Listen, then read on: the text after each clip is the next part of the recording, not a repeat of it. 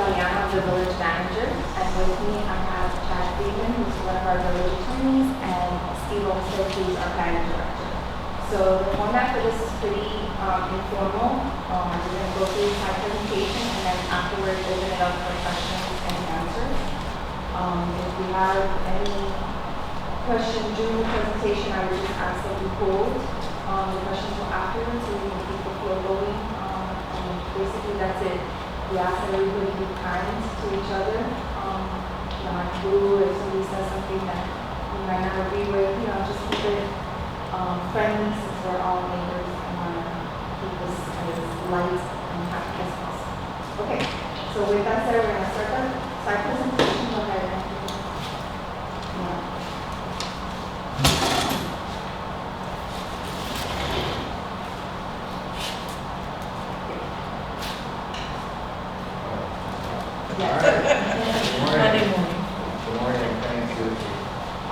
Again, my name is Chad Freeman. I'm one of the village attorneys.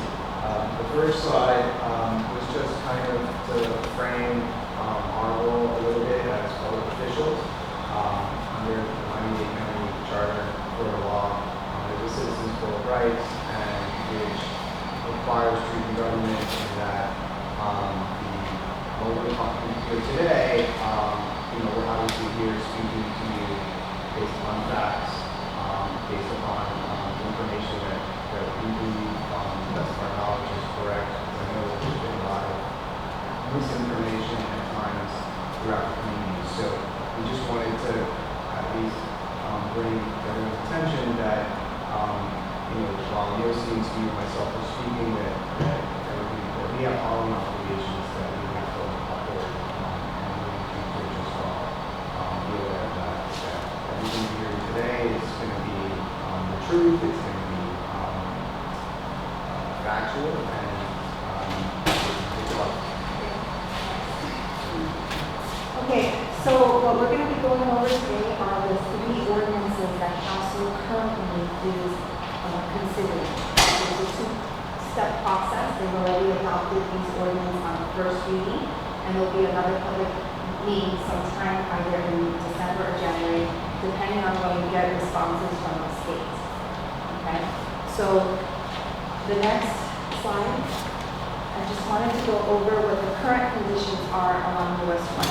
So currently, the entire length of US1, the zoning that's underlying, that's along the entire length, allows for 4 stories of mixed-use development with commercial and office. Okay, we also have the 4-story maximum along the entire corridor, and what's known as a 0.734 area ratio. And we'll go over a little bit later what that means and how that plays. Next slide. In the existing code today, also there's something that we call the North Pinecrest Business Alternative District.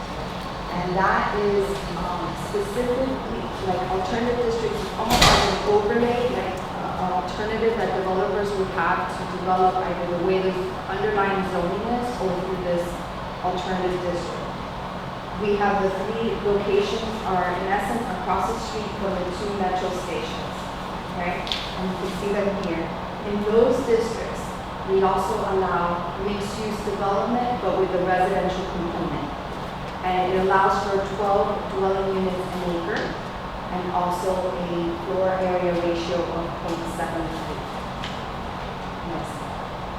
So again, what we're looking at today are the 3 ordinances that are under consideration by the village council. The second meeting, for those of you who just joined, is likely going to happen in December or January. There are 3 distinct ordinances. There's copies there at the door of each one, so you can have the actual language, but I'm going to go over the highlights of everything that needs to be omitted. The first ordinance amends the comprehensive plan.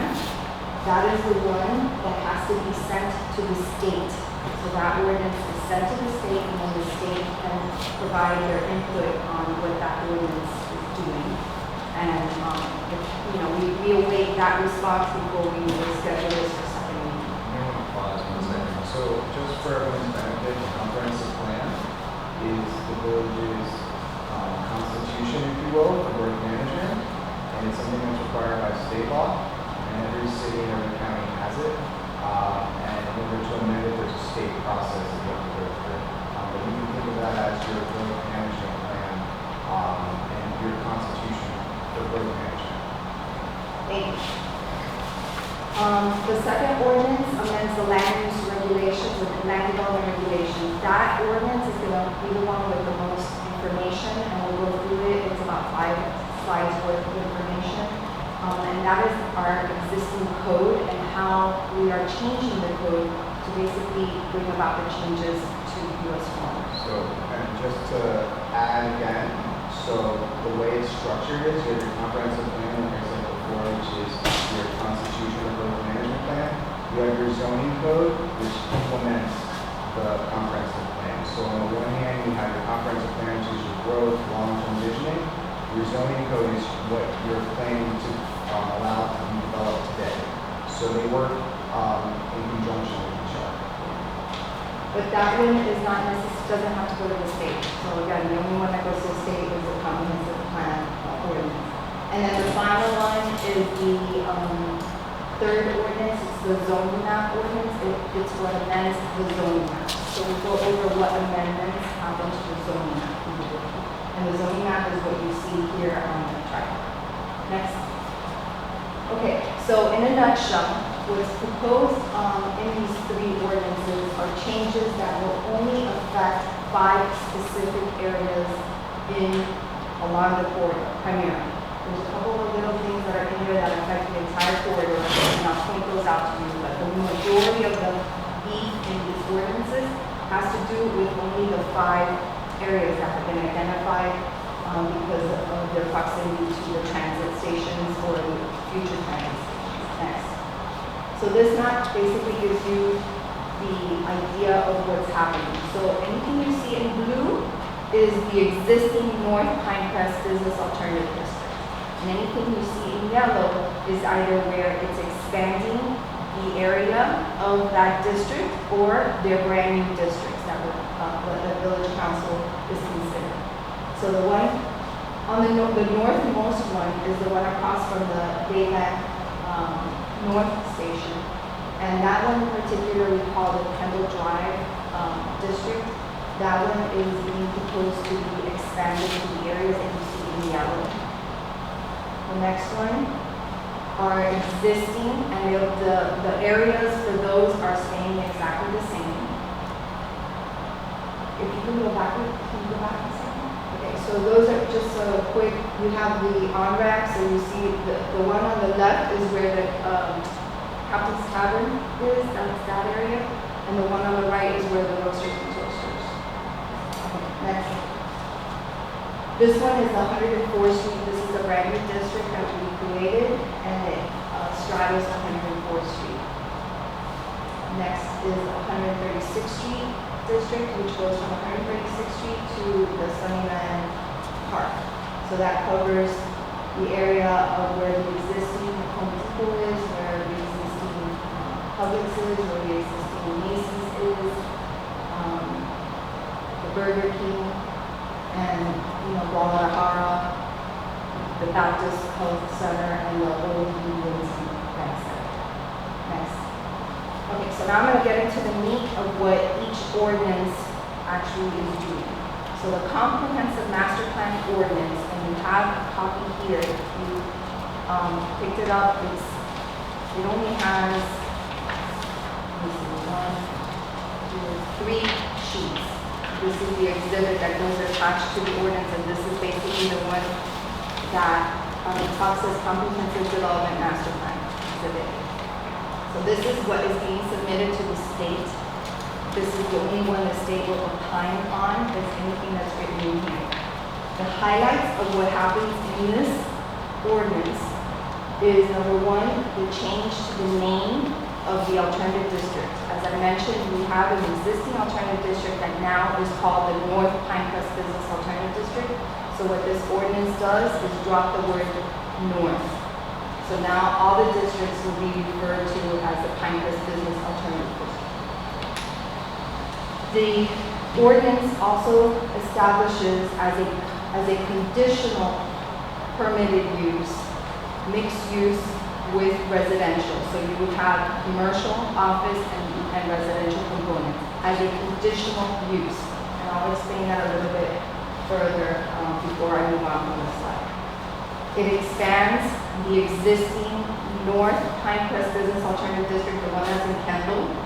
It expands that, if you recall the previous slide that had that. So it expands the area to cover now the yellow. The next, we go back to the other side, okay? It also establishes the two new districts, the one on 104th and 136th Street. And then it establishes the floor area ratio for anything that is built in those districts. So currently, the floor area ratio that exists in the northern ones that already exist is 0.73. What this ordinance does is establishes new floor area ratios as follows. So now, as a matter of right, they can have a one-story building with a 0.4 floor area ratio, a two-story building with a 0.51 overall floor area ratio, a three-story building with a 0.70 floor area ratio, and a four-story building with a 1.0 floor area ratio. And I'll explain how that works in a minute. I know some people may not understand it, but I tried to do some images later so that you can understand, and you can obviously ask it if you have any questions, you're an expert on how it works. And then the final thing that ordinance does is permits a maximum of 35 dwelling units in one. So those are the 5 things that happen in that ordinance.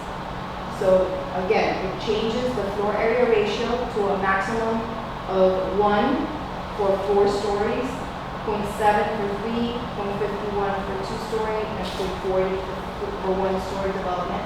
And it increases the maximum dwelling units per acre from 12 units, which is what exists now, to 35 units. Next. So what is not permitted and is not part of this ordinance that the state is reviewing are anything higher than 4 stories or 51 feet. Any high-rises or hotels, none of that is included in the ordinance, or any road access from the abutting neighborhoods. So that is specifically not allowed in this ordinance. The whole idea being that it's trying to preserve the character of the residential areas that are adjacent to any of these districts. And I'll go over a little bit more with this one. So here's the one that talks about what floor area ratio means. So the floor area ratio is the relationship between the building's total usable floor area and the total area of the lot in which the building stands. So when you look at one FAR, one floor area ratio, it's basically if you took 100% coverage of a lot, what it would look like. If you have 50%, you would be putting it on 2 stories, and if you have 25% lot coverage, it goes up to 4 stories. So this is the elementary way of explaining. You're shaking your head, you're not understanding. Okay, that's fine. I know it's technical. Do you want to try to explain it in the list? And also, if you don't mind, why is there a line here that says all street parking area in a garage shall be excluded from the floor area ratio? We'll go over Is any floor area- questions. If you could, I know you came in later, but hold your questions till afterward, and we'll go over that. But I mean, as far as the floor area ratio, let me just go over it because I know it's a little technical. Do you want to explain that? So, the floor area ratio, as Lucy explained, the relationship, the easiest way maybe to say, if you have an acre lot, and that acre is, in size, an acre is 43,500. Go to the next slide. I have a slide that keep going. An acre lot is. There, wait, back up there. Is 43,560 square feet. That's the size of an acre. If you have an FAR of 1.0, then you would be allowed to build 43,560 square feet on that acre. So you take the square footage of your lot times the number, and that's how you get how much can be built. Now, it's also limited by height, it's limited by setbacks, it's limited by open space, there's all sorts of limiting factors. So you may not ever be able to achieve that amount of square footage, but that's, the easiest way I think to look at it. So if you had an FAR of 25 and you had an acre lot, then you'd be able to build, whatever 43,560 is divided by 2 as far as square footage on that site. 37. So 22,260. and again, it's limited by height, by setbacks, so you may never be able to achieve that. It's just, but you are permitted to try to achieve it. But you may not be able to, depending on the size of the lot, the type of use that you're proposing, but. Okay, go back to the other side. Are the setbacks the same for residential and business? No. Their setbacks are different. We'll go over that. There's actually in some of this language, you can see the setbacks. So we'll go Was over that a little better of an example so you can visualize, maybe at least square footage wise? So it's how big a building can be on a property. And the way they do it is mathematically, you take the square feet that is on a lot, and then you multiply it times whatever. If they want to build 1 story, they can only build 40.40. Whatever the lot is. Right. The area can bring in more people to the area. No, it's not a residential factor, it's a non-residential factor. Right. So, This is irrespective of whether you develop as residential or commercial. When you have this limit, it's basically telling you how big a building can be, regardless of whether use is inside of it. Okay. All right. Next slide. Okay. So why the increase in floor area ratio? This actually is what meets the new county's new rapid transit zone requirement. So we can go over that. so I would say, was it a year ago or when did we start this? The initial visioning process of the village started December 2020. December of 2020. Shortly thereafter, in March or April of 2021, we became aware that the county was trying to adopt an ordinance that was going to apply in the cities as well as the county. And then that ordinance was, it would have been very impactful if it was adopted, and we objected to it. And over the next,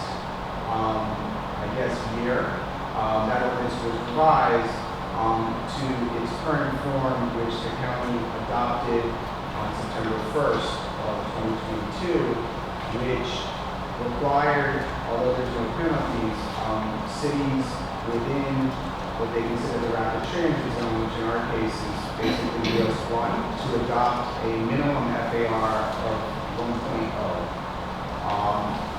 with along the commercial corridor. Single family homes and 2-family, all that is exempt from the county's ordinance. So if the county has, let's say they requested that the cities do this, and there's no penalty, and if the cities don't do it in 2 years, the county will reevaluate it. So the reason why you have a 1.0 minimum FAR here is to follow what the county's ordinance has directed and requested that the cities and the areas adopt. What penalties? There's no penalties.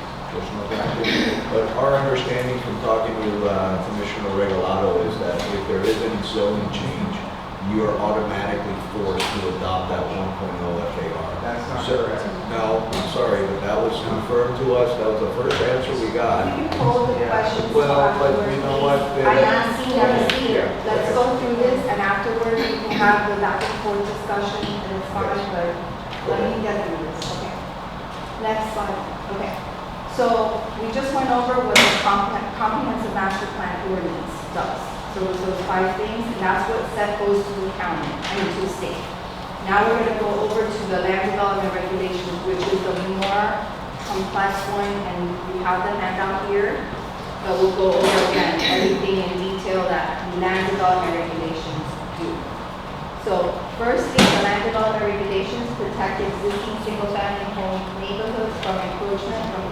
compatible development and incompatible impacts, including noise, glare, traffic congestion, and other associated impacts.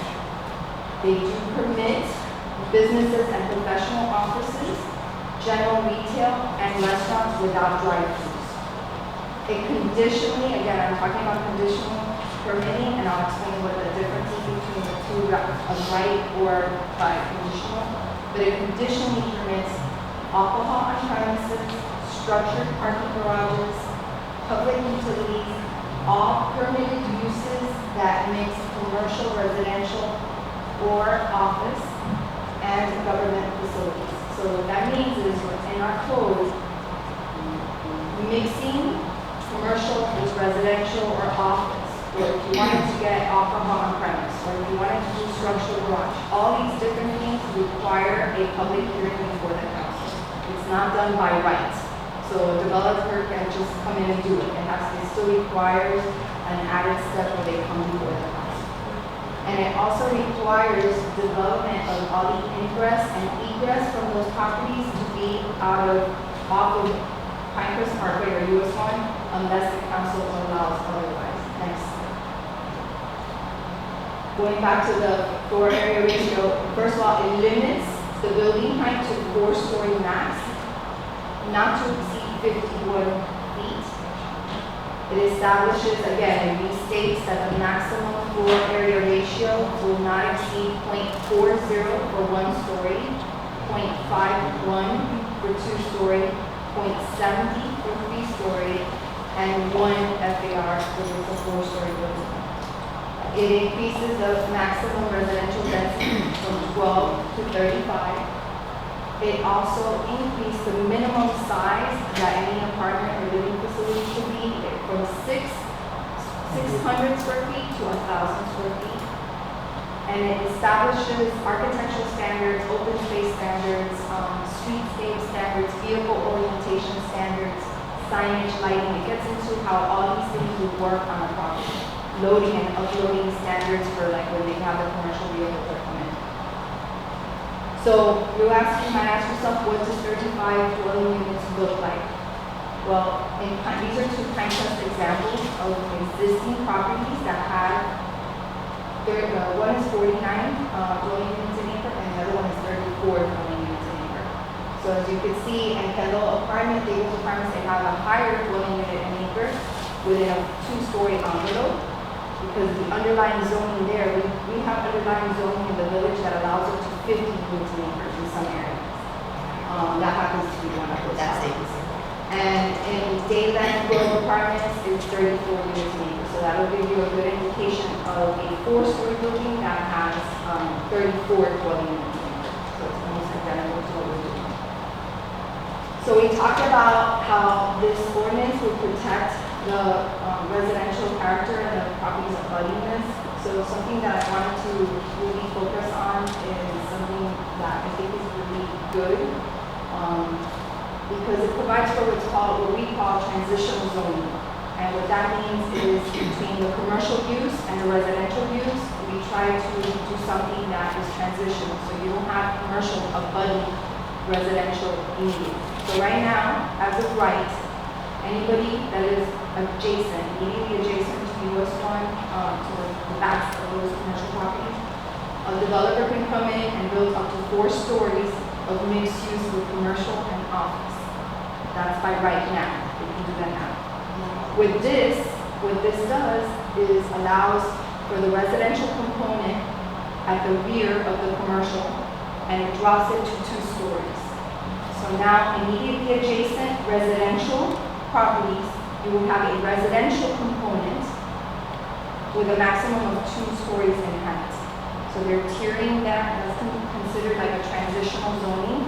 So it actually provides protection for the residential, because now you're not immediately abutting the commercial use. It requires also what they call opaque landscaping. So in addition to having residential next to residential now, if a developer picked that alternative. So they could still pick the underlying zoning, which is 4 stories of commercial and office, but if they pick the alternative district approach, that would have residential towards the rear with a 2-story maximum in the rear. and opaque landscaping. So that whole area between the two uses would have a ton more landscaping than what the regular code requires. The maximum building length is 165 feet. Next slide. So the ordinance also provides for amenities that are now part of the development. So if a developer wants to develop as the alternative district, they would have to provide dedicated easements for new streets and sidewalks, walking paths, bike trails. They would have to put in mature canopy trees. We specify the diameter of the trees that have to be between 18 and 20 inches in diameter. Rooftop amenity decks, sustainable development, colonnades underground for the public art. All these things would be part. And if they decided to do structural parking as opposed to grade parking, the parking, again, as a conditional use, a lot of this will have to come to pass, to be above or below grade. So you can have underground parking. Okay. Any project along the entire, these, by the way, these three things is the only thing in this ordinance that affects the entire corridor. Okay. One is that any project along the entire length of Pinecrest Parkway would now require review of an architectural review board prior to consideration of the village council if it also required a site plan. So anything, usually site plans are required on properties that are under, that anything that has a community-wide impact will require a site plan review. Now they're creating an architectural review board that will also review the project before it goes to council. And then there's two definition changes. One is the building coverage definition changes to also include overhead trellises that are greater than 600 square feet in area. And it changes the definition of holidays to include Juneteenth. And the reason this is in this is because we use holidays to control construction. And so that's why it's in this code, in this section of the code. So, okay, that we just finished the overview of what's in the land development regulation.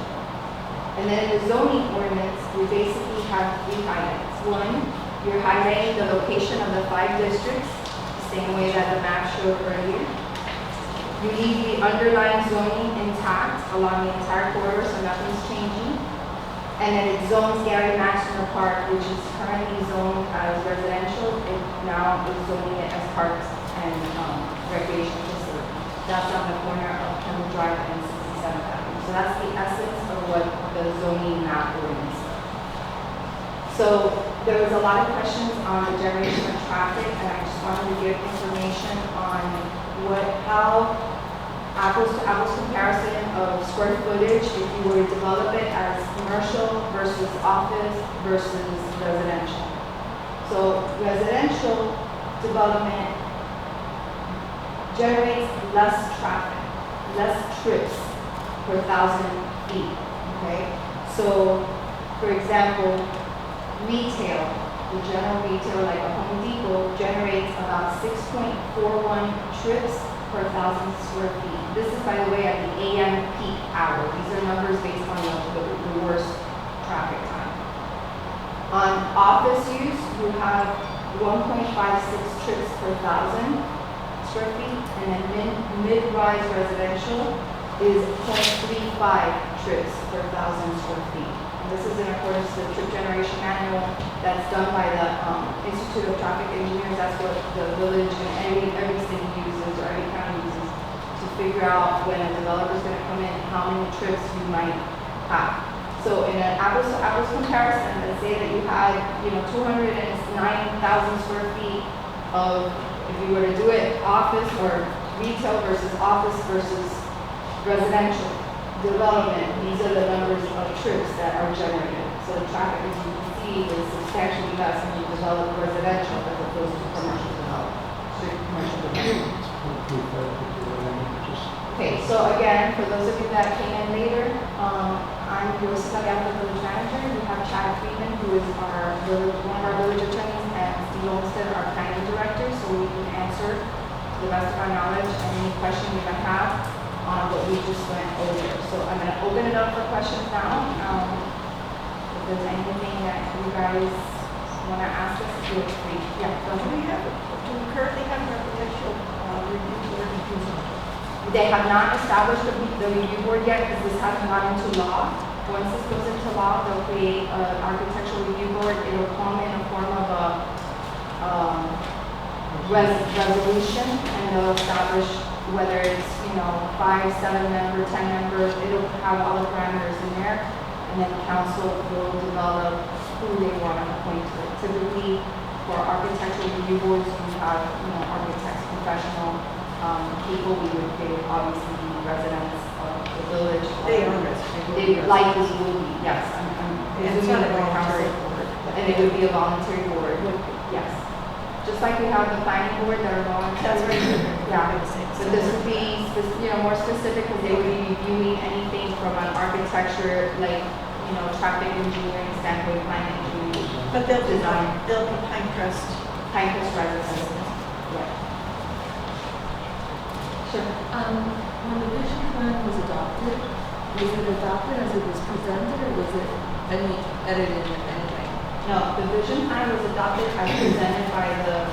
So it was, the vision plan included possibility for hotels and for 6 stories. The vision plan was adopted like that, including that? Yes, as Why the same as it's been, by the way, the vision plan, the original vision plan, 2012, that's been in effect for 10, also had language that talked about 4 to 6 stories. So it's a planning exercise, Right. but what actually council does to, that's a vision, like a plan, right? A vision plan. But what council is doing to actually change code is what is before them now, which is the ordinance changes. But the vision plan is used as a guide. So once the vision plan is adopted, then the council is open to being able to adopt things that are in that vision plan. So we still have hotels with up to 6 They can stories. change at any time. The council, with or without that, right? With or without a vision plan, council at any time, elected officials who have control over the zoning can change whatever on different, whether a plan has it or not. So in this case, just like in the 2012 case, not everything that's in those plans necessarily gets implemented. But with all due respect, by keeping it in the vision plan and forwarding it to Tallahassee for approval, that's not, let me finish my question. If the comprehensive master plan talks specifically about this new Pinecrest Parkway vision plan, what's in the vision plan, by sending it to Tallahassee, it is your blueprint to go ahead and change the future land development codes. The vision. So I believe that it's disingenuous to say that we're not going to add hotels if you left it in the So plan. I'm going to reiterate what was said at the beginning of this meeting. The 3 of us here are bound by the Citizens Bill of Rights, which means that everything we say to you has to be the truth or I can lose my job. We know that. Okay, so when I tell you that what is in the ordinance and what council is changing does not have hotels, We know that. okay. But it's in then the that is- vision plan. I'm sorry. You should remove it from the vision plan. That is, the vision plan has already been adopted by council. That is not what's under consideration. What the council is considering right now is these 3 ordinances that I just gone over. And The Ms. vision- Galliano, you are right, that is correct. We understand that what was only done on first reading is the land development regulations. But what I'm saying, and what many residents are saying, is that during that same time, in that meeting on October 12th, you gave the council gave the residents the impression that hotels were being removed, but they were only being removed from the land development regulations and were left in the vision plan. So they sort of feel that it was disingenuous to say we're not including them. You should have removed them from the vision plan, and you wouldn't have all this Okay. pushback. Go ahead. The vision plan is the plan that was adopted, not adopted, it was prepared by the committee. That is their recommendation to the village council. The village council reviewed the plan and said quite clearly, we disagree. We don't think hotels should be permitted as a conditionally permitted use. We don't think we should allow any heights higher than 4 stories. And then they directed staff to prepare comprehensive plan amendments and amendments to the land development regulations to implement what they feel should be adopted. So the vision plan is the recommendation of that committee. They spent a lot of time, that's their recommendation, the village council disagrees. The Mr. Olmsted, plan with all was due sent- respect, it's an advisory committee, Mr. Olmsted. The They plan- did not have to correct. implement that. The plan was sent to the state of Florida, not for their review, not for their approval. They will not be commenting on the plan. It was only sent to the state because it includes a lot of the background planning, data, and analysis to substantiate what is being recommended in the No, amendment. it's not. It's part of that the committee, comprehensive master and to be plan. clear, that Is there committee any was questions on handpicked. what we've just explained to everyone? Of It's how there's disingenuous. two different Wait. things. One, the vision plan is a planning exercise. It's that your was master done plan. Through, that is not a master plan. The village's master plan is the comprehensive master plan. Which Is what which is refers to the being Pinecrest used. plan. Ma'am, I'm gonna ask you nicely, and I've asked. Go We're gonna ahead. treat each other nicely. I and am not treating you interrupt each other. nicely. No, you're not. Not You're disagreeing. disrespecting. There's no Wait, respect. I just wanna, I wanna say something. That committee that you keep referring to was handpicked by the mayor. It doesn't represent Sir. every resident in this. The committee members, again, what I'm saying to you is fact. The committee members were picked individually by each council member and one by myself. The Okay. mayor had zero input on who was picked other than his own appointee. First of all, That is these- a fact. the requirements to be on that committee, If you you have needed a to be, question, you yes, have a question. the requirements to be on that committee made it almost impossible for any resident who wasn't an architect or a city planner or somebody with that type of background to sit on that committee. So there was no point for any of us, there was no way for us to make sure that the actual residents who are highly impacted by the changes that you guys are recommending through these changes were gonna be heard or had their input taken into account. One more thing. Let me finish, I'm not finished with my statement, but I'm not statement. We're here to ask questions and answers. The committee held multiple public meetings, so anyone that wanted to participate, resident that was not a member of that committee, could come to those meetings and speak and provide and ask questions. So there was an open opportunity for residents to provide their input during those committee meetings as well.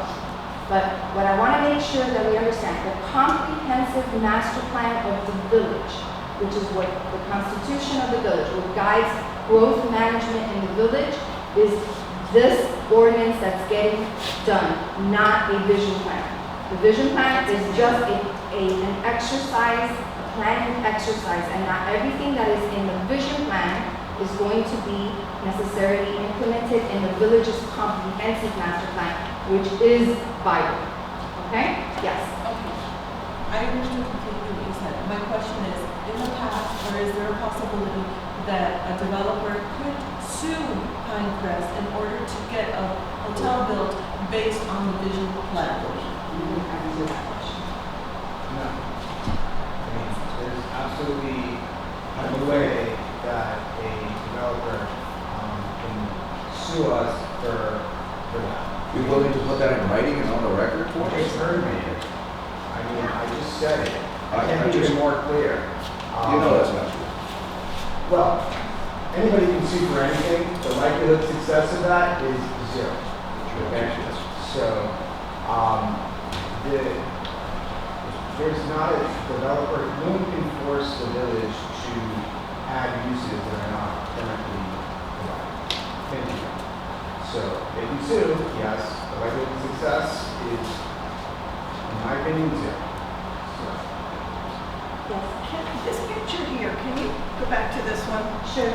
We'll go back to Right there. Because that's what I really wanted to kind of, so where it says existing residential, that's somebody's house. right. And that land all in front of it could conceivably be developed with those three buildings. Right. However, access to those three buildings could not impact the, The residential abutting, right, so Because they it would, has to come from the- it would be from US1. from US1. So Right. there couldn't be any access To the street. to. Right. Okay. Now, there's language in here that allows, it says that all ingress and egress shall be from the Pinecrest Parkway unless the council determines otherwise. So what would end up happening is, so what that tells the developer is, you should make every effort to have all your ingress and egress from the US1 corridor. If a developer would come in and say, I want to open up a street here, council that would be a consideration for the architectural review board, and then it would come to council at a public hearing.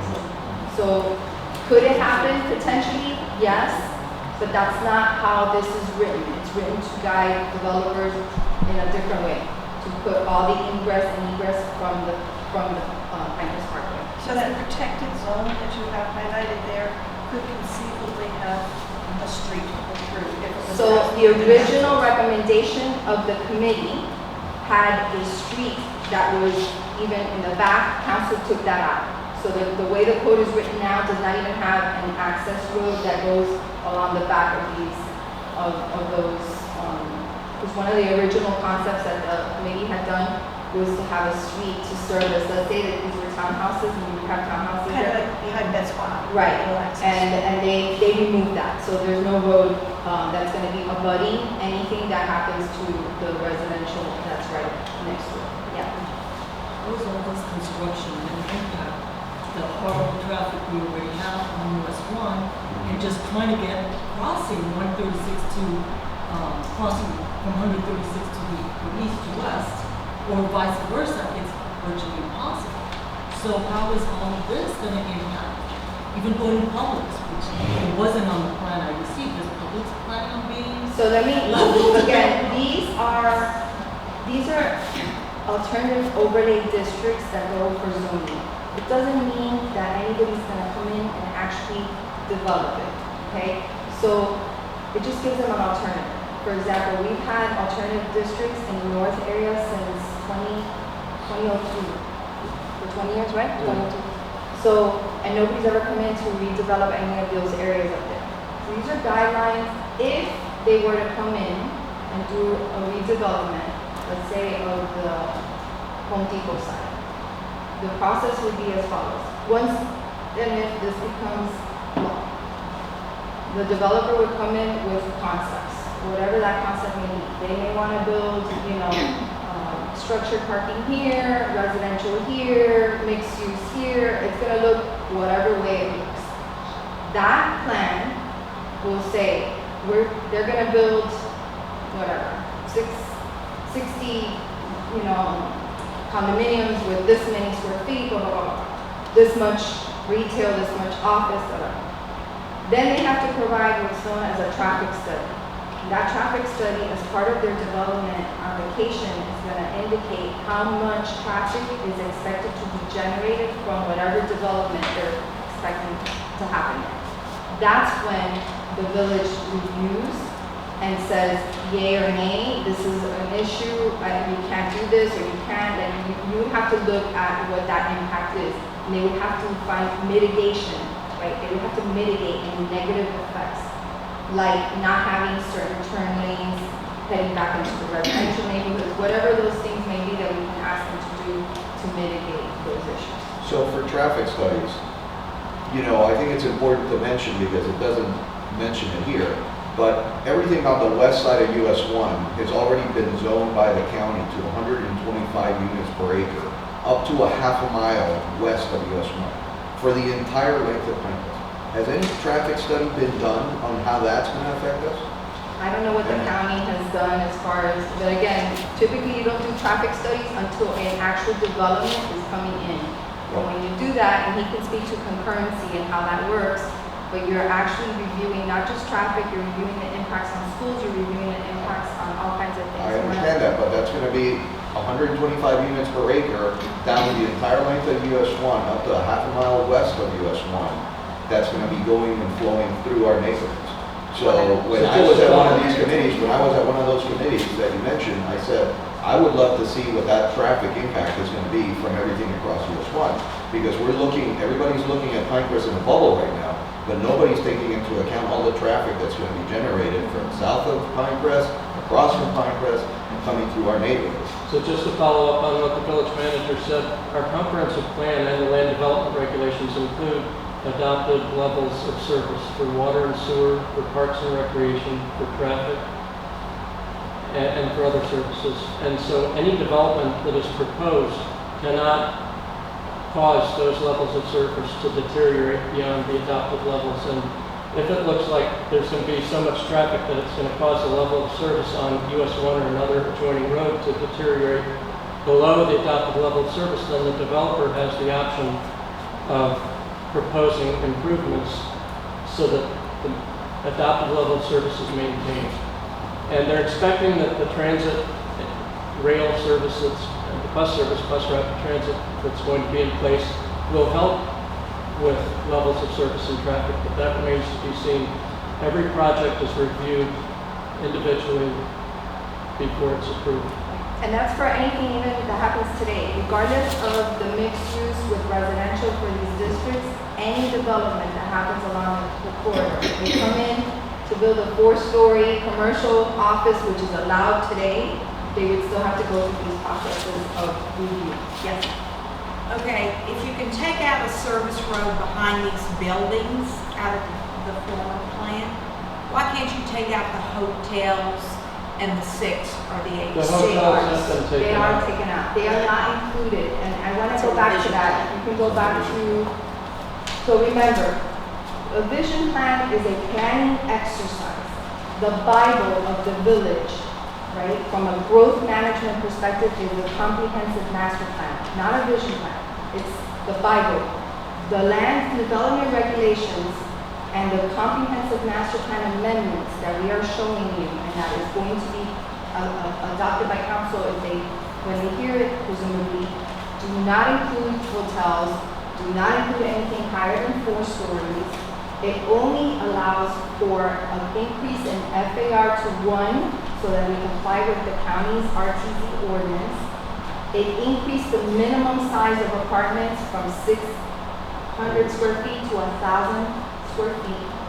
And it increased the dwelling units an acre from 12 dwelling units an acre to 35 units an acre. That's all that this is doing. There's no hotels being included, that has not been included. There's nothing higher than 51 feet or 4 stories, and that's not included in the ordinance. What? And it's only in those 5 areas. It doesn't affect anything else. So everything else stays exactly the same. But you're also adding over 1,000 apartments because by changing the adding and overlaying that district here, I think it's important, because not everyone is reading all the details, that new additional apartments will be added to US1, permitted to be added as a conditional use, which could bring in over 1,000 apartments. And I think that 2,000 cars. I think that that's important to add as one of the changes as a conditional use. So the Home Depot site, because it's one of the largest, would be ideal and permitted under conditional use to add apartments. And that area alone is almost 800. And then you have the section on 104th that currently don't allow apartments that you're now allowing as a conditional use apartments. So we're looking at 1,000 new units, 2,500 new people, 18% population 2,000 increase. cars. And I don't think that's on your slide, and that's why it gets a little frustrating. Okay, so going back to the question of retail versus commercial versus residential. We talked about the concern on the traffic that residential versus commercial can generate. We've already explained residential development is not as intense from a traffic perspective than commercial. So you're concerned about the traffic that might generate. We've already shown you how equal, apples to apples, the same amount of square footage developed as a commercial, fully commercial versus residential is extremely more intense from a traffic perspective, okay? So if the question is, are there going to be more residents? If a developer comes in and decides that he wants to develop to the fullest extent in residential, you'll get X amount. I don't know what that is, but you also have to consider that there's common areas, even for residential, that not every single square footage that's available will get developed as residential, because you have to have common areas, you have to have things that are not living square footage for a person to move into. Okay? And I appreciate that, and you guys have time, this is the first of 3 today. I think you have time to go back and add a slide that shows that this is one of the changes coming, because then people feel like you're really showing them what's coming. I think we've been very open in explaining that we're That there's adding additional apartments. residential use to an area that currently does not allow residential use. That is the intent. and it's in these 5 districts because of their proximity to transit stations right across, the planned transit station. So that is, but the gist, and what I want to definitely hone in on is there's no hotels, that's been taken out, doesn't go beyond the 4 stories, and it allows for the buffer. So what you're doing is actually dropping the height.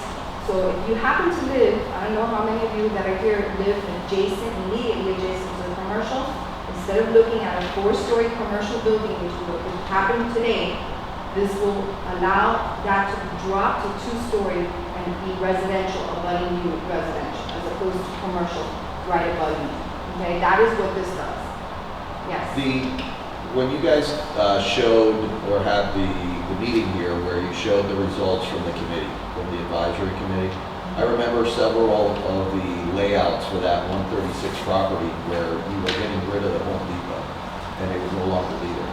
And so when you mention these things about the number of trips that are created by commercial, the fact that you get rid of a Home Depot, for instance, and you're going to get rid of the traffic associated with it, well, I still have to go to Home Depot. And everybody who has to go to Home Depot, wait, let me finish my question. But wait, let me finish my question. So if I have to go to Home Depot, but now I have to go to the one in Kendall or the one in Cutler Ridge versus my local Home Depot, there are unintended consequences of these changes that you aren't really taking into account. So what Because is your question? if you still have to go to the supermarket, you got to go to the supermarket regardless if it's here or in the neighboring city, right? So the number of trips that you are taking into account by that study you did doesn't really represent the fact that you have to do these things. Now you're just forcing the residents to go do them further away Okay. and creating possibly more traffic. The village does not advise developers what to include as far as their mix of business commercial. So it's very possible that the Spectre property, owned by the Spectre family, can potentially come into the village with a development design that includes Home Depot line. We don't tell developers or private property owners what the mix of commercial and office and residential is going to be. That's their decision, right? So if the property owner of the Spectre decide that they want to take out Home Depot and put in all residential, they are a private business, private property owner, and it's their property. If the code allows those changes to happen through conditional use, the village has zero say on what businesses go on any property. But by creating that higher density, it makes it more attractive for them to perhaps get rid of that Home Depot and create that building. So I just want, take out all the stuff that's there, build a 4-story, all commercial and office thing that has nothing to do with residential. The unintended consequence would be that we lose our Home But that has nothing to do with the village's actions. absolutely. That's the action of a private property owner. Correct. Now, the other thing. But I think that's just one perspective, right? They could redevelop the site with Home Depot on the bottom still. You could still have your Home Depot. That's not gonna happen. Okay, Nobody's but we're talking hypothetically. Yeah, but nobody's gonna want that. Let's. But they can't. The law, the code, the way it's being written and proposed would allow Home Depot to continue there. It would allow whatever mix the property owners would like. Now, you said you're trying to share as much information as possible. We had the vision, or what was it called?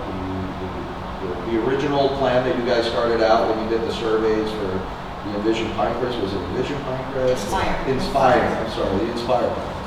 The results from the survey there were pretty much overwhelmingly opposed to these type of changes. We did a town hall in January where we had about 400 people attend, where the majority of I would say 80% to 90% of the attendees were in opposition to this. You just recently did another survey on these plans, and we can't see it anywhere on the website. You guys aren't sharing that, but when we did a public records request, it shows that there's overwhelming opposition to still doing what you guys are still trying to do. 63. Do you have a question?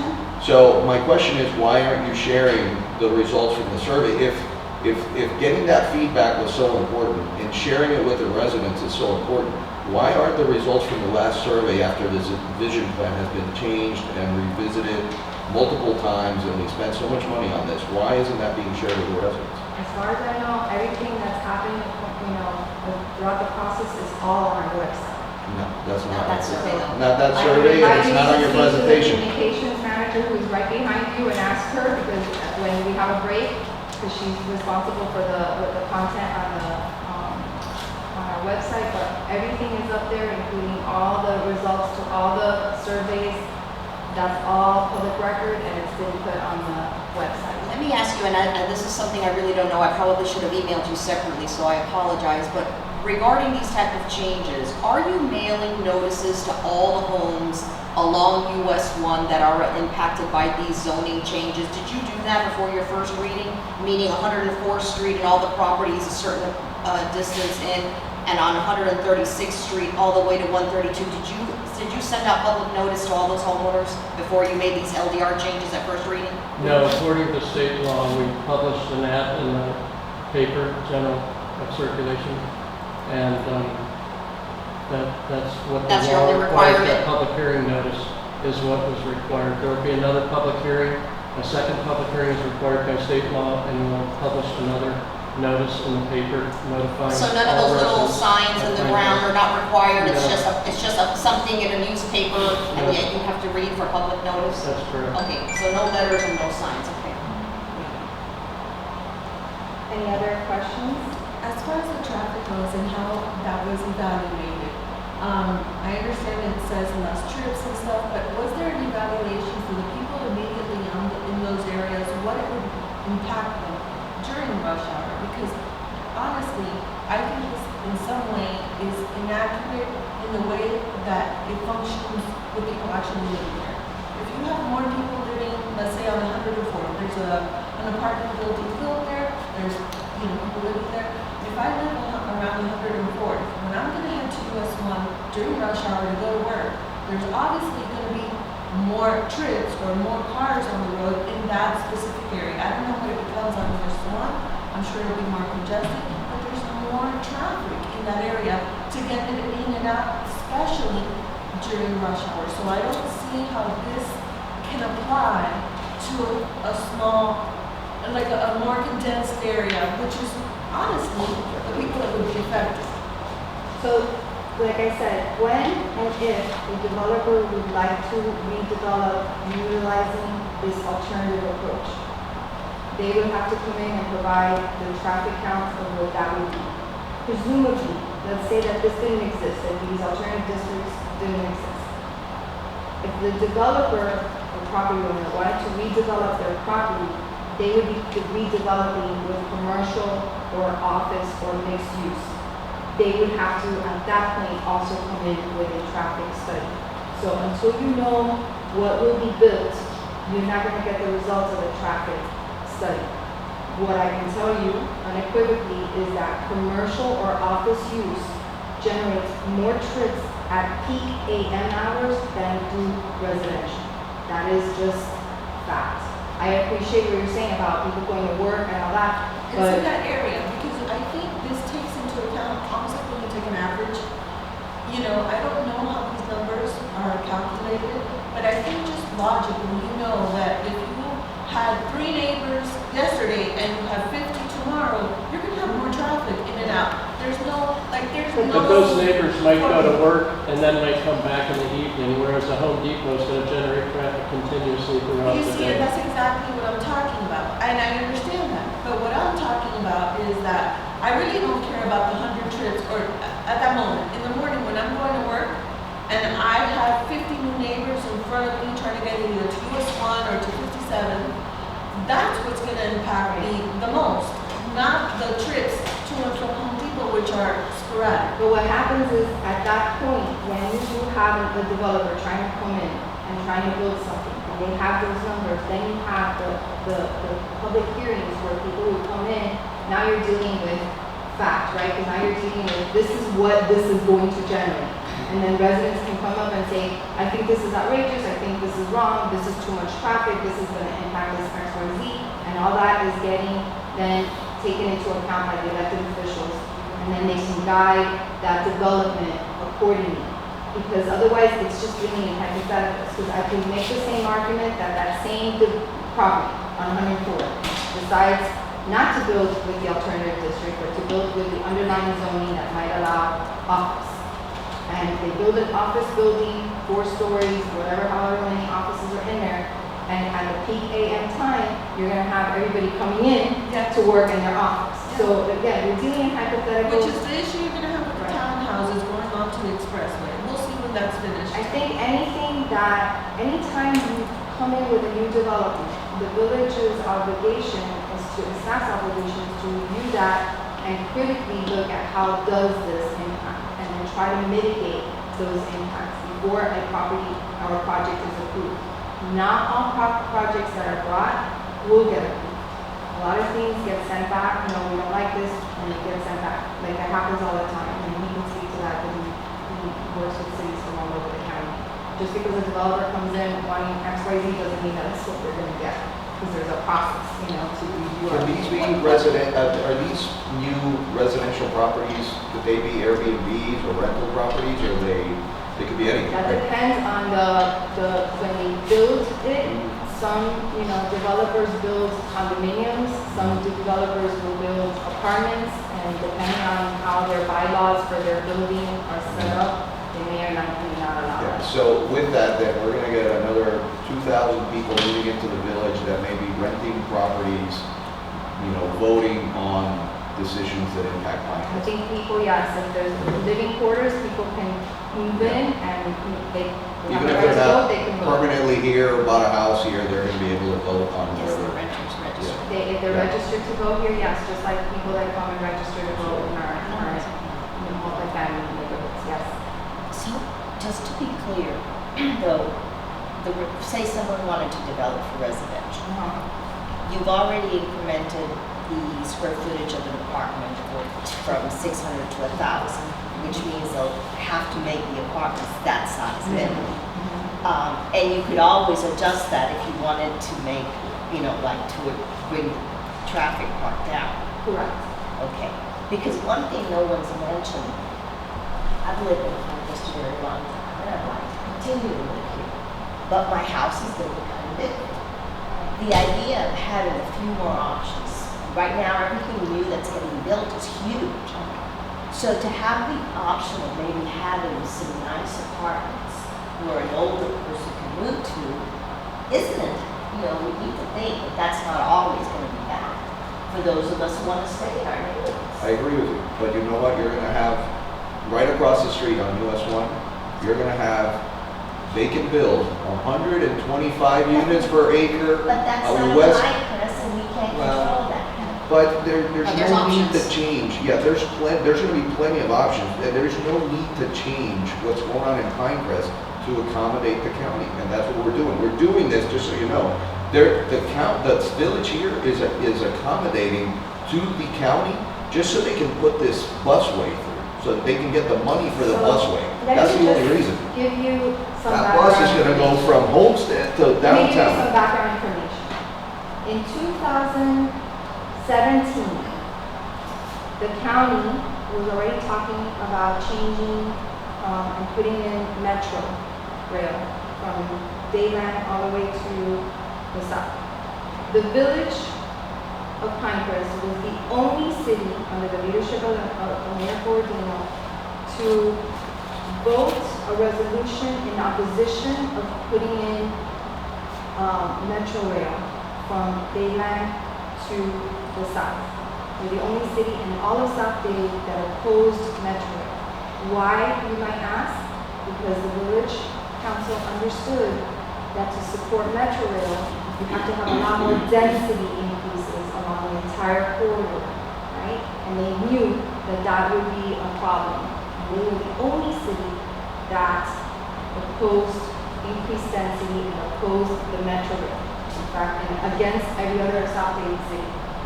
Fast forward, also in 2017, when the county started changing the RTD zone on the other side of the highway, the village, again, was the only city in all of Dade County that wrote the county to oppose what they were trying to do as far as increasing densities on the unincorporated Dade County area.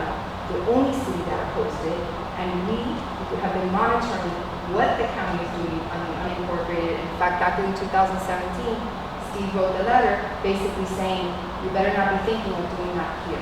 That they But did. you know what, now you have the mayors from Cutler Ridge, or Cutler, Palmetto Bay, and South Miami opposed to this, and our mayor's in favor of it. So it's a complete flip, one. This is a Two, council manager form of government, not a strong mayor form of government. That's right. So it's not fair to say the mayor, the Okay. village council, The mayor 5 or elected council. officials who have reviewed Right. this issue feel that increasing the floor area ratio to 1.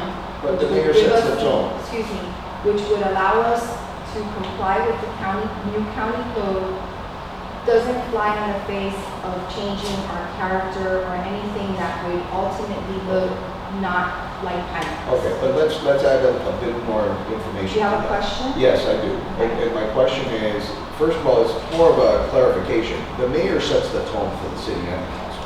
So there is, that's why he's the mayor. He sets that, he's got that leadership position. One. Two, the fact that the Metro Rail was gonna go to Homestead was never gonna happen. It's $1 billion per Do you mile. have a question? The I'm getting to my question. $1 billion per mile. This is something the county cannot afford, so that wasn't gonna happen.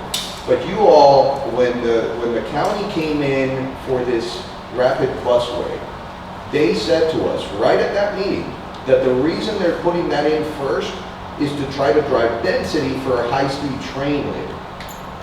So if you know that's gonna lead to a high-speed train, why wasn't there any opposition to this busway that it's only gonna go from south to north? That's like going to the airport So the and being village able to get on a council- plane just to go to The Alaska. village council decided to support the bus rapid transit because they understand that any improvement to the traffic on US 1 is better than no improvement to the traffic on US 1. They also understood that it was price prohibitive to put in the metro rail. The cities moving down south were really pushing politically, and including some of the commissioners even in that area, were really pushing hard to try to get funding for metro rail.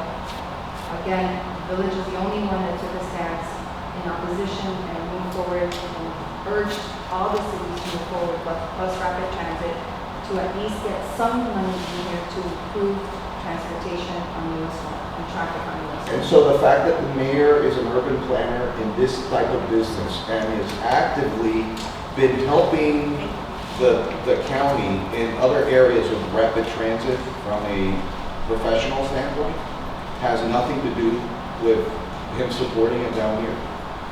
He supported bus rapid transit, as did 5 other elected officials. He's one of 4, sorry. He's one of 5 votes. His only role as mayor is ceremonial as the chair of the council. He has equal votes as to the other 4 councilors. Ms. Damiano, question, and I don't know if you have this yet, but I know that in the last meeting, the Spector family that owns the corner of 136th Street hired a very high-profile zoning attorney seeking additional densities, claiming that you're not doing enough on what the county wants. I know it's only in first reading, but do you have an update on what demands those attorneys and that property owner is making on that corner? You have no additional information? Other than we disagree with the assertions made, that we're not accommodating the request. I think that the statements that were made that night were contrary to the county's position on the issue, and the village is not entertaining any changes. We noticed that there were a few of the attorneys, and one attorney actually passed out handouts to each council member.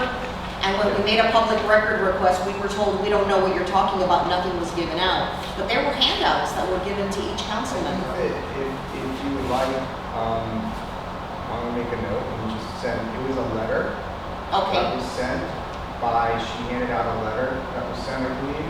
I got the letter, but they also referenced something about studies showing that it's impossible to build on that density, so that's why I'm wondering if there's something separate. We didn't receive a study. The No? letter is the only information we Okay. I received. think the only thing, I mean, I'm just going off memory here. Right, because you were there, yes. I only recall receiving the letter. I don't Okay. remember seeing anything else handed out. I mean, I don't know.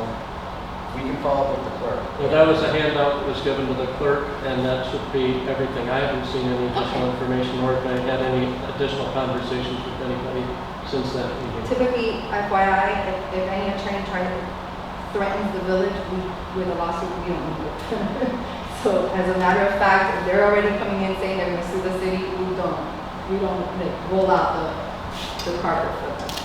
Well, I'm not trying to say you are. No, I'm She's just trying to just get the saying, like, information. there's no, right, no, the point I'm trying to make is there's no, like, them making comments and, you know, threats at a meeting doesn't necessarily mean that council's gonna, you know, roll over and say, okay, we gotta do what they say. That's not how it works. That wasn't, just for the record, I wasn't insinuating that. Okay.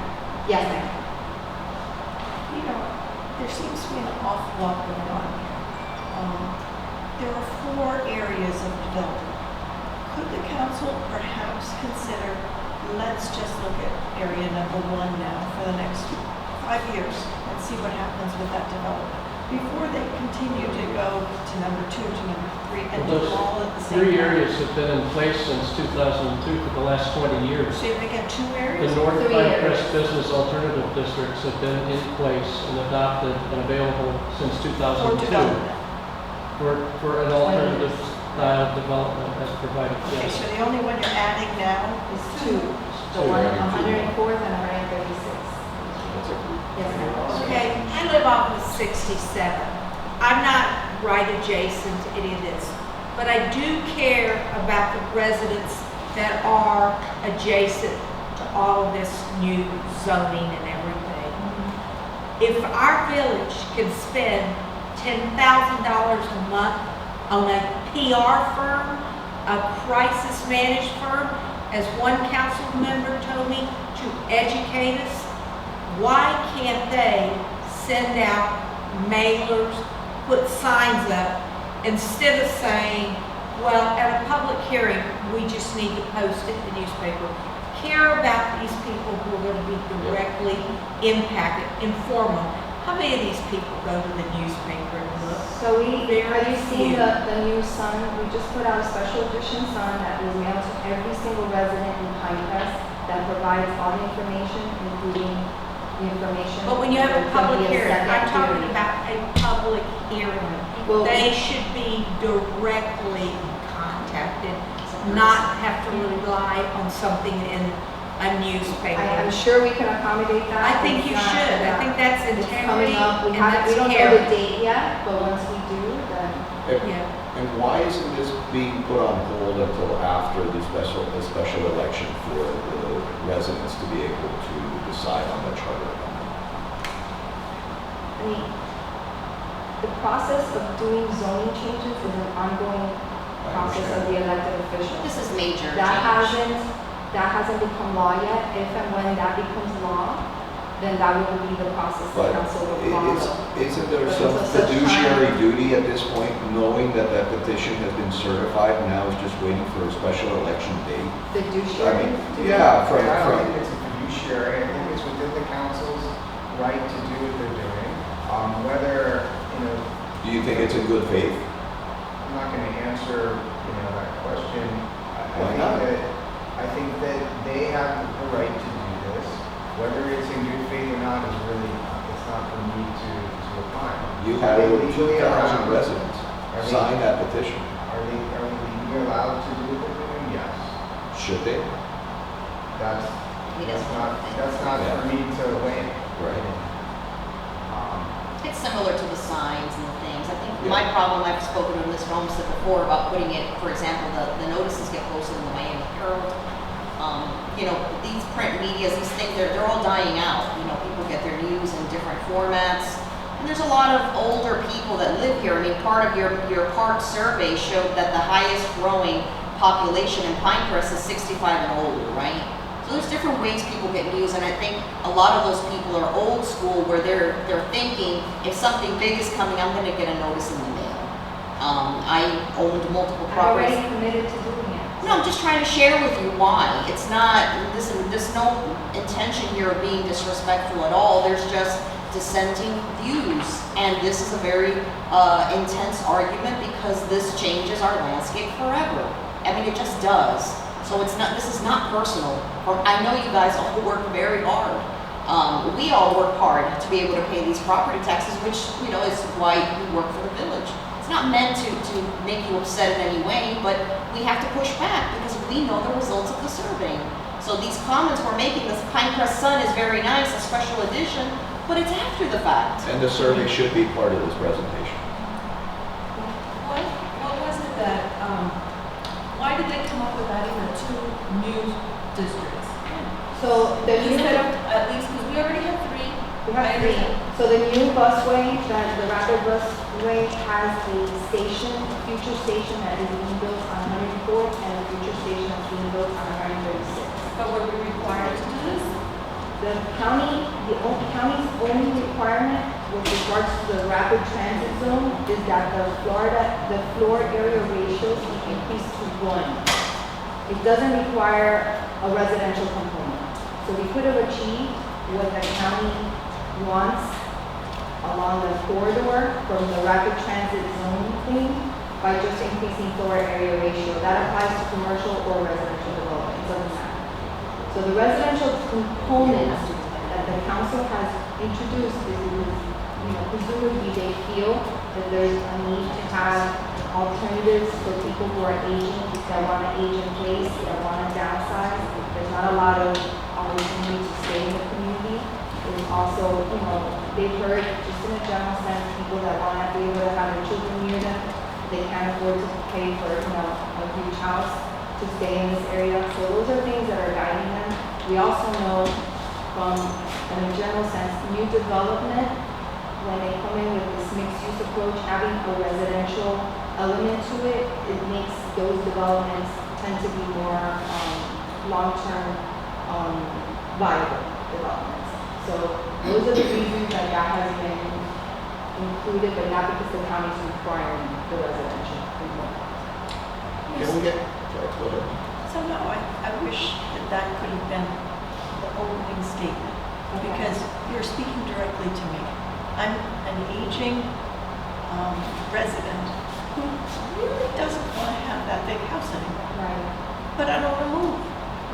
So you're kind of opening the door for people like me to now present an area, as long as it doesn't look like those great big buildings that are down on US1. Right. And 4 stories. yeah, that are right, I mean, I think I'm gonna hit them as I'm driving along US1. There has to be some kind of a setback, some kind of an understanding of what Pinecrest looks like and has always looked like, Right. to not include something. So yes, the preservation of the village's character is key, and that's why we decided to stay at 4. The gentleman had talked about the town hall meeting. That was one of the things that people kept talking about. Don't go higher than 4. Don't allow it to go higher than 4. So that's where the council has capped it.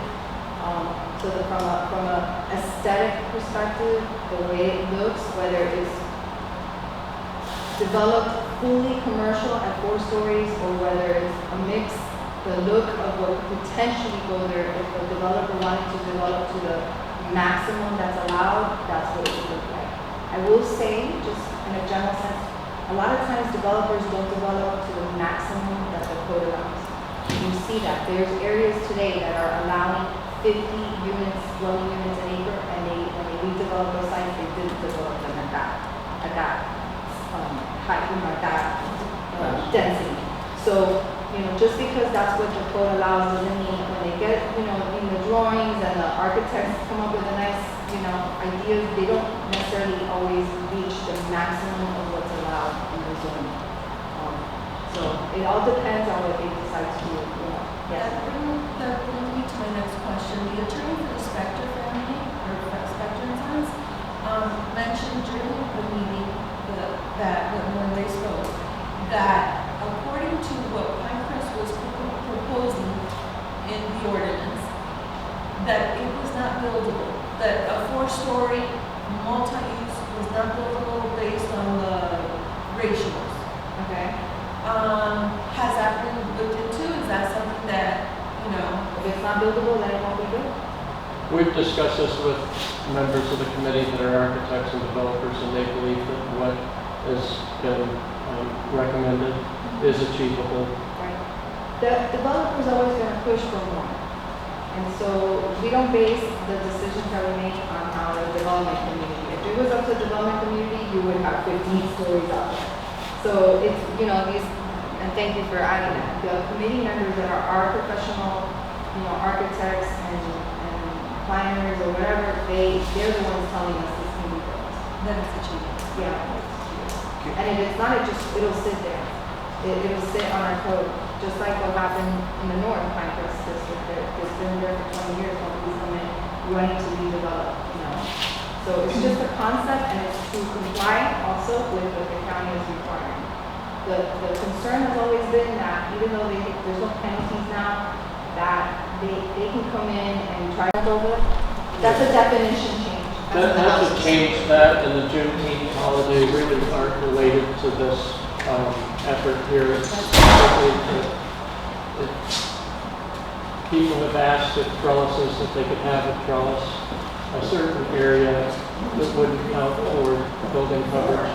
And so that's been recommended to the village council for inclusion to allow, 1,000 square feet A of 600 trellis. square feet.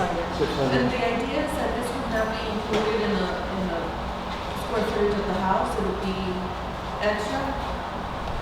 Yeah, correct. It would not fall into the requirement of the square footage of the house. Because versus when they talk about the land. definition of structures, like typically it's structures that don't allow like the rain, but a trellis is open, so they just wanted to clarify, right, that it's not like Not considered included in building coverage. building coverage. Because it's typically going to be an open An open structure, structure. trellis on an existing terrace or grassed area, and then just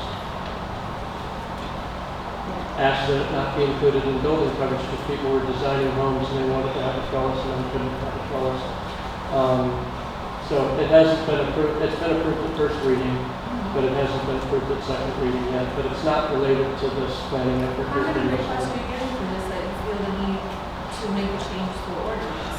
Excuse me? How many requests? Requests are you getting? Probably 5 or 6 requests in the last year. When's the second meeting? The second reading, likely will be in December, I think it's December December 13th. 13th. It all depends on when we get the responses from the state. If they submit as they're supposed to, we should make the December 13th meeting. If not, then it'll go in the January meeting. So what is it that the state, I know. So the state reviews the language that's proposed in the one that says comprehensive master plan. So they will give us an opinion. They can look at it and if they think that it's not, we can talk to They them. review it for potential impacts that have a state like important impact, basically. We don't anticipate that they're going to raise any objections. They may comment. Either issues objections, recommendations, or comments. That was like the standard that they would go by. In this case, it's not going to likely be an objection. They could give us some comments and we'll consider them because I don't think anything here is raising to an important state interest. Like for example, the urban development boundary change is happening in the county and the wetlands and water quality, like that's more an important state interest. The state has approval. They have jurisdiction to object in that sense. Here, it's just really just a comment or a recommendation, not really an objection. We don't anticipate anything. There's nothing that I would anticipate, right? Well, we expect comments back by November 23rd is what we've been told. We have received comments already from the Florida Department of Transportation and they're recommending approval. They have no objections. And I guess we'll be notified, will be the date of the hearing, the second. Yes. Yes. Yeah. So thank you. I know it's kind of a long explanation, but hopefully you got some good information and a good understanding of what's happening. And it's obviously, if you have any questions, there's a lot of good information up there. Some reading material if you want to catch up with other stuff. Call me or email me if you have any questions. Thank you.